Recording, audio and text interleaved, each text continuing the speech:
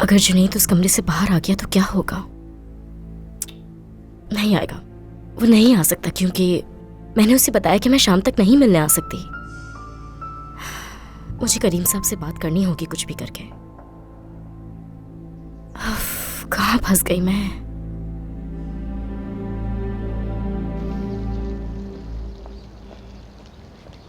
सिनान, बाबा से बात कर ली तुमने?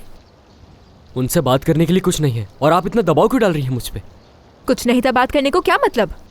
तुम्हारी गाड़ी का एक्सीडेंट हुआ है, वो भी बगैर लाइसेंस के। साथ साथ तुम्हारी दोस्त को भी चोट लगी है और तुम कह रहे हो कि यहाँ पे बात करने को कुछ नहीं था। तुमने बगैर लाइसेंस की गाड़ी चलाई? ऐसा कैसे कर सकते हो तुम? तो आपकी मेहरबानी से तूबा को भी पता चल गया। थोड़ा और जोर से बोलें ताकि बाबा को भी पता चल जाए। सिनान, कहाँ जा रहे हो तुम? बताओ तो मुझे, हुआ क्या है? मुझे तो समझ नहीं आ रहा है कि इतनी सी बात को इतना बड़ा क्यों बनाया जा रहा है। कोई मसला नहीं हुआ है, सुना है आप लोगों ने?